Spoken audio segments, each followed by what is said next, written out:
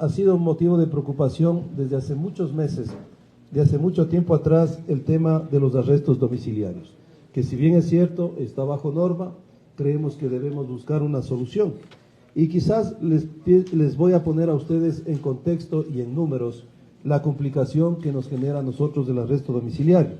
En este momento tenemos nosotros 326 arrestos domiciliarios, que esto ustedes saben, al ser 24 horas al día, requiere 4 policías, por lo tanto, en este momento la policía ha destinado 1.304 policías hacia arrestos domiciliarios. Para que tengamos una comparación, el Comando Provincial de Policía de Chimborazo son 1.260. Es decir, tenemos más policías en arrestos domiciliarios que la policía que cuida a toda la provincia de Chimborazo. Entonces, eso genera una reducción operativa muy fuerte. Miren, por ejemplo, el caso de Loja.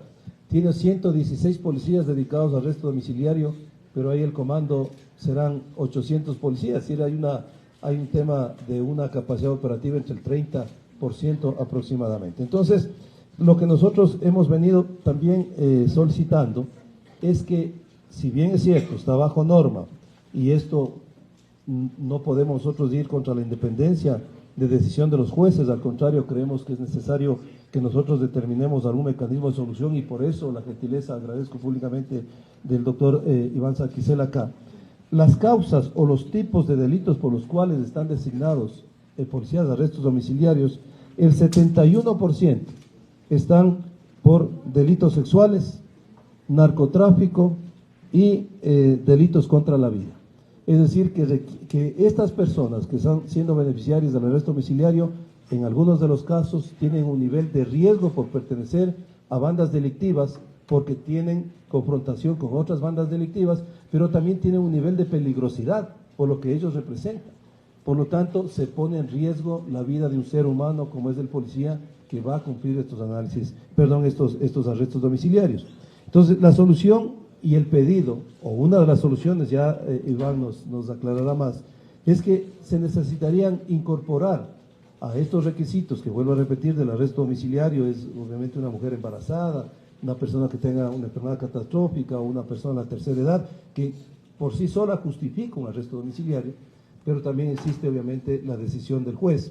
Es que se presenten o se incorporen 2 informes, que es del análisis de riesgo, porque existen arrestos domiciliarios en donde no da la condición las viviendas en donde ellos viven, no da la condición el sector donde ellos viven, porque están a lo mejor en lugares en donde operan grupos de delincuencia organizada y no tienen las condiciones que humanamente necesita un policía para cumplir con este servicio, o también que se analice la capacidad operativa que afecta, como les he puesto casos puntuales, tanto a la provincia, por ejemplo, de Loja, especialmente, miren, en el caso de Guayaquil, nosotros estamos en este momento con cerca de 400 policías dedicados a los arrestos domiciliarios. Entonces, ese es el pedido que lo hacemos como Policía Nacional, como Ministerio del Interior. Quizá ustedes pueden regresar atrás a ver fotos de lugares en donde los policías están haciendo los arrestos domiciliarios que no cumplen con un mínimo de seguridad ni de un tema humano, como un baño o un lugar donde él pueda cumplir Ha habido la sensibilidad del presidente de la Corte, del doctor Guillén también, y lo tengo que volver a insistir y agradecer públicamente, porque juntos hemos trabajado en muchos temas que institucionalmente pueden ser importantes, pero quien gana es la ciudadanía. Yo con esto le daría paso al doctor Byron Guillén, para que también de la sala penal pues dé comentarios hacia ustedes de esta reunión, que yo, vuelvo a insistir, ha sido muy productiva, y agradezco públicamente, mi estimado Iván. Bien, muchas gracias. La Corte Nacional de Justicia, en primer lugar, representada por su presidente, el doctor Iván Saquicela, y que nos ha hecho extensiva la invitación a la Sala de lo Penal. Queremos agradecer al Ministerio del Interior, a la Policía Nacional, porque justamente nos llama a cumplir con un principio básico que establece la Constitución de la República, que es el principio de coordinación y articulación. La Corte Nacional de Justicia no puede estar alejada de la realidad. El derecho debe acoplarse a la realidad. Y por lo tanto, la Corte Nacional de Justicia, al tener dentro de sus competencias el poder emitir resoluciones que puedan regular algunos aspectos que en la ley no están claros, el compromiso de la Corte Nacional de Justicia es trabajar a través de la Sala de lo Penal, su pleno y su presidente, en una resolución que no va a solucionar todos los problemas del arresto domiciliario, pero sí va a contribuir a que el juez, el juzgador, en cada caso concreto y específico, bajo el principio de independencia, pueda adoptar con mayor claridad una resolución que tome en cuenta también no solamente la vida de la persona que se somete a un arresto domiciliario, sino también la vida del funcionario policial, la dignidad del funcionario policial, y que garantice, obviamente, no restar una capacidad operativa a la Policía Nacional. Muchas gracias al Ministerio del Interior, muchas gracias al Comando de la Policía, que nos va a permitir con esta información que se nos va a entregar a la Corte Nacional de Justicia ser un insumo necesario para que el Pleno pueda emitir una resolución que pueda establecer un procedimiento claro en los arrestos domiciliarios y que no afecte la capacidad operativa de la Policía Nacional. Concedo la palabra al doctor Iván Saquicela. Muchas gracias, estimado ministro Zapata, estimado juez Byron Guillén, amigas y amigos, todas y todos. Gracias a los periodistas que nos permiten cabalmente informar aspectos que consideramos de mucho interés para el país. Yo lo que quiero es indicar de que hay tres aspectos fundamentales que hemos dialogado. Uno, el señor ministro y la policía nos han presentado un diagnóstico muy importante, con estadísticas, con fotografías, con datos de cómo está esta problemática del arresto o prisión domiciliaria. Y esto obviamente le preocupa a la policía porque es un número significativo de policías que estarían encargados de este aspecto. Ese es el primer tema. Dos, la ley. Debemos estar claros que la ley así lo prevé. Si no se trata de un error en los jueces, de un error en la policía, así está la ley. Y obviamente la Corte Nacional no puede reformar la ley ni ningún juez. Tres, la Corte Nacional lo que sí puede hacer, y esa es nuestra atribución, que podemos expedir una resolución de carácter general y obligatoria en caso, establece la Constitución, de duda u oscuridad de la norma. Y siendo una norma, obviamente, imperativa, que cumplirse, pero hay aspectos que justamente hemos visto con Byron, hemos visto con el señor ministro, los policías, y sobre todo la parte jurídica, con la sala penal, hemos visto que efectivamente hay aspectos de duda u oscuridad que ameritarían una resolución del Pleno de la Corte. Y entonces esa resolución permitiría dar una buena parte de solución.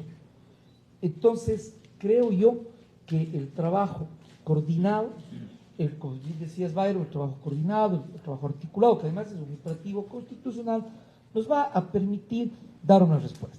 Así es que, en concreto, nosotros, la Corte Nacional, vamos a trabajar una resolución. Obviamente, yo no puedo comprometer una adhesión, es el Pleno, pero estamos seguros que es un tema jurídico y de sensibilidad frente al problema, y el Pleno de la Corte adoptará la mejor decisión, vamos a fundamentar como corresponde, en derecho. Eso es lo que nosotros queríamos comentarles. Señor ministro, muchas gracias por recibirnos tan amablemente y sobre todo por estos diálogos, que no es la primera vez, hemos trabajado varios temas con ustedes y sencillamente es por los derechos y por los ciudadanos. No sé, la gente de comunicación que ponga un poquito, ¿quién va? Alguien de comunicación que nos diga quién es, para irnos en orden, vamos a atenderles a todos, no se preocupen. Juan Camilo Escobar, de Ecuador, chequea, por favor. Presidente Saquicela, no sé si nos aclara que esa posible resolución del Pleno de la Corte se traduciría en un instructivo de la Corte, del Consejo de la Judicatura, alguna disposición, orden, memo, en la práctica, un poquito cómo los jueces van a tener en consideración este pedido. Y al ministro Zapata, si es tan gentil, estos 1.304, ¿qué gasto representa en presupuesto? No sé. El Pleno de la Corte Nacional puede expedir resoluciones que son obligatorias de carácter general para todos. Por lo tanto, cuando expide una resolución, el juez, la jueza, tiene que aplicarlo. Y obviamente ahí en esta resolución lo que planteamos es de que pueda haber absoluta claridad de cómo debe dictarse esta medida, qué presupuestos deben cumplirse sobre la base de la ley, porque yo quiero reiterar, es la ley. Nosotros no somos legisladores, no podemos reformarla, pero tenemos atribuciones para explicar el alcance de la norma en caso de duda u oscuridad. Y esa resolución es obligatoria. Bueno, nosotros hicimos, casi me toma la lección, pero antes de esto habíamos hecho un análisis justamente de los costos para el Estado. Y contemplando el tema de sueldos, logística, son más o menos 20 millones de dólares anuales, que estarían por el tema obviamente de los sueldos de los policías y toda la infraestructura y la logística que se desplaza. Sin embargo, yo quería efectivamente, reforzando lo que dice el señor presidente de la Corte, nosotros lo que no queremos, obviamente, quien reforma la ley, no estamos acá. Sin embargo, es que se analicen determinados casos y justamente en esos casos podría servirnos y nos serviría de muy buena manera la resolución. Por ejemplo, miren, nosotros tenemos algunos casos, como por ejemplo el arresto domiciliario dispuesto al señor Junior Roldán, alias Junior, líder del GDO Los Choneros, en el Triunfo. Esto obviamente es poner en riesgo a muchos funcionarios por el nivel de peligrosidad de la persona que se refería. O en el caso, por ejemplo, no voy a leerles mucho, sino este caso acaecido el 13 de abril del 2022 en la cooperativa 25 de julio en el sector del Cerro San Eduardo, distrito Los Ceibos. 3 atacantes ingresan al domicilio de la señora Diana Isabel Lázaro, la misma que se encontraba custodiada en el momento por un señor cabo de la policía, Saúl Carraco. Los 3 atacantes ingresan armados, disparando al domicilio que no tenía las seguridades que brindaba para un arresto domiciliario, y lastimosamente nuestro funcionario policial fue gravemente herido. Entonces, más o menos hacer esos análisis, quizás esta norma nos podría servir de mucho, y yo les vuelvo a insistir, que nosotros logremos un 10, un 15, un 20% de reducción de esto, hemos conseguido el objetivo, porque tener más de un comando provincial dedicado a tareas de arrestos domiciliarios, pues es bastante golpe a la capacidad operativa de la policía. Hay la predisposición y entenderemos que los señores jueces a nivel nacional también entenderán nuestro pedido. Por favor, Fabiola Santana de Coavisa. Sí, yo quería saber de este global cuántos netamente son detenidos por narcotráfico, de arresto domiciliario por narcotráfico. Y supongamos que el Pleno de la Corte Nacional de Justicia dé paso a que se incluyan estos dos informes, incluidos los análisis de riesgo. ¿Qué tocaría allí? ¿Se dejaría sin custodia ese arresto domiciliario? ¿Qué opciones se buscarían para evitar un riesgo de fuga, ¿no? Ya, yo le doy rapidito los datos. En el tema de los 326, 124 son por delitos sexuales, 63 son por narcotráfico, 47 son por delitos contra la vida, entre los más importantes. Estos son el 71% del total de los pedidos. Yo doy la palabra al señor presidente. Gracias. Yo creo que vale la pena, a propósito de lo que usted plantea, dejar en claro, por ejemplo, Juan dice, podríamos bajar o porcentar. En buen romance, es imposible jurídicamente que no existe esto. No, pues, porque está en la ley. Pero es más, y usted en su pregunta, a mí implícitamente me da una respuesta. Pues, usted dice, ¿y cómo se garantizaría que no haya una fuga? Precisamente por eso existe esta medida. Lo que tenemos que estar claros en que existe, es necesario, está en la ley. Porque además la cuestión de la ley determina que la prisión preventiva es excepcional. Pero, ¿qué se debe? Yo quiero usar esta expresión, racionalizar, porque obviamente hay problemas y que las decisiones de los jueces sobre la base de la ley y sobre una resolución que aclare dudas, oscuridades, dudas, pueda haber una resolución ajustada a derecho y, como decía Byron, que responda a la realidad y dé respuesta también a la policía, porque su misión fundamental no es exclusiva, porque en la ley, pero la función fundamental obviamente es tener el suficiente personal combatiendo la criminalidad. Ya. Pero es cierto, aclarando esto, porque si no parecería, hay tantos policías y ¿qué es lo que pasa? Que está en la ley, ¿sí? Esto del análisis de riesgo. En proceso penal, la Fiscalía coordina con la policía. La policía tiene su brazo, porque no puede intervenir directamente, que es la Fiscalía, tiene que coordinarse. Por ejemplo, si es que la policía tiene un informe, un caso concreto, y la Fiscalía lo sustenta, el juez tiene la posibilidad de tener fundamentos para resolver. Y estos aspectos, por ejemplo, constarían en la resolución. Y esto no está claro en la norma, entonces ahí nosotros podemos resolver como pleno de la Corte. Eso, por ejemplo, es una base fundamental. Por favor, Daniel Ministro, autoridades, buenas tardes. Presidente, una consulta. En el ámbito jurídico, netamente, recuerdo algunos de los casos, uno era de Junior Roldán. Se presentó, me acuerdo que Fiscalía presentó el tema de la apelación a que no se dé este recurso, pero también las decisiones de los jueces a veces hemos visto, no hablo en general, pero sí hay en casos, en procesos, que dan estas medidas sin ni siquiera tomar en cuenta el tema de análisis de riesgo o la peligrosidad de la persona y que a veces se van por encima de la normativa, presidente. También en esta resolución de la Corte se va a tomar tal vez sanción para aquellos jueces que no acaten cómo se puede generar esta medida de acuerdo a la necesidad y para que no se gasten recursos en vano o que tampoco se vayan por encima de la normativa. Yo coincido con usted en que hay ciertos casos que son irregulares y a usted, Daniel, le consta que nosotros, por firme y rúbrica, hemos presentado denuncias, y sabe, señor ministro, cuando hay actos irregulares.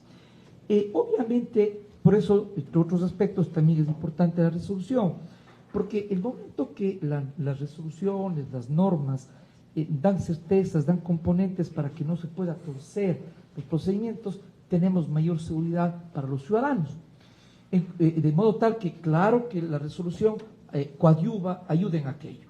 En cuanto a la sanción, no es atribución nuestra. Eso es importante. Muchas veces los ciudadanos no conocen ciertos detalles, creen que el presidente de la Corte o la Corte tiene que sancionar al juez. Nosotros no tenemos esa atribución. Esa es atribución del Consejo de la Judicatura. Nosotros no tenemos la facultad de sancionar a jueces. Pero sí la declaratoria de negligencia. Que no es una sanción, y eso es importante decirlo. Por supuesto, permítame dar el dato, ahí me corrige si estoy equivocado, Byron, la Corte Nacional ha adoptado como aproximadamente 50 declaraciones orales previas, y hasta ahí llegamos nosotros.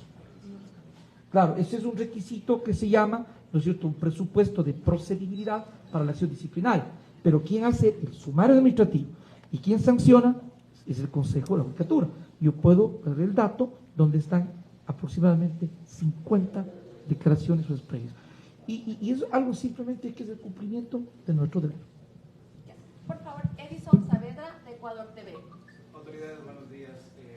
Nada más para saber al ministro Zapata, ¿ya se han registrado algún tipo de ataque en contra de uniformados que resguardan estos arrestos domiciliarios? Y de ser el caso, ¿existen estos ataques o ha habido bajas policiales? Bueno, le hacía yo notar el caso que ocurrió el 13 de abril del 2022. Ya hemos tenido policías que lastimosamente han sufrido, digamos, disparos y han quedado gravemente heridos, ¿no? No hemos tenido fallecimientos, afortunadamente, pero sí hemos tenido ya policías heridos graves por estos temas. Y ha habido policías también que han tenido que hacer uso de su arma de fuego, como es el caso el 14 de noviembre del 2022. Esto ocurrió justamente con un miembro de los GDOs, los Águilas, que habían sido dado custodia policial, llegaron, porque no olvidemos que los GDOs, al tener rivalidad con otras bandas, tiene doble peligrosidad. La misma banda que a lo mejor lo quiere atentar contra su vida para que no dé información, o la otra banda que quiere atentar contra su vida por la rivalidad que existe. Por lo tanto, ha habido casos que la policía ha tenido que hacer uso de su arma de fuego y neutralizar delincuentes también. En otros casos han caído gravemente heridos, y ya tenemos casos de este tipo. Y lo que hacía muy bien entender el señor general Zárate, cuando a ustedes nos dan un arresto domiciliario como a Junior, usted no va a poner un policía por turno. Ahí necesitamos poner por lo menos 50 policías. Entonces, imagínense la capacidad operativa, cómo se nos complica. Entonces, esas son las reflexiones que queremos que se analicen caso a caso, sin descuidar, obviamente, de la norma legal. Y para finalizar, por favor, Jaime Tubón, de Radio Vigía. Autoridades, muy buenos días, doctor Iván Saquicela. ¿Cuándo está previsto esta reunión del Pleno? ¿Cuándo entraría en vigencia esta normativa o esta reforma? Muchas gracias. Bueno, no podemos dar fecha. Lo que sí tenga la certeza, lo más pronto posible, cabalmente el juez Byron Guillén, que es de la sala penal, por eso su presencia, se va a trabajar inmediatamente, lo más pronto que nos sea posible. Yo quiero aprovechar para decir muy brevemente que en un sistema de justicia existen unos 2 o 3 componentes a considerarse. La norma, hay normas que están bien y normas que están mal, pero es ley, hay que aplicarla. 2, el criterio del juzgador, que tiene que ser correcto, independiente y recto. Y si se tuerce puede haber una infracción y tiene que ser sancionado. 3, la necesidad de quiénes son los demás actores del sistema. Si la policía hace su trabajo bien, el fiscal sustenta bien y el juez tiene la posibilidad de resolver de forma correcta. Por eso la necesidad que siempre estamos coordinando. Yo quiero recordarles la Mesa Interinstitucional por la Seguridad y quiero decirles que presentamos un conjunto de reformas al Código Orgánico Integral Penal y a la Ley Orgánica de Garantías Jurisdiccionales y Control Constitucional, en donde, entre otras cosas, precisamente se pretende solucionar lo que algunos llaman una desnaturalización o abuso de ciertas instituciones jurídicas, la habeas corpus, la acción de protección, etc. Claro, no existe la Asamblea Nacional, está presentado el proyecto y nosotros, en cuanto la Asamblea Nacional se instale, somos respetuosos, ellos son los que deciden, no nosotros, pero nosotros sí vamos a volver a presentar y hacer notar la importancia que tiene para la seguridad de los ciudadanos ciertas reformas de orden legal. Eso aprovecho para decir. Muchísimas gracias, amigas y amigos.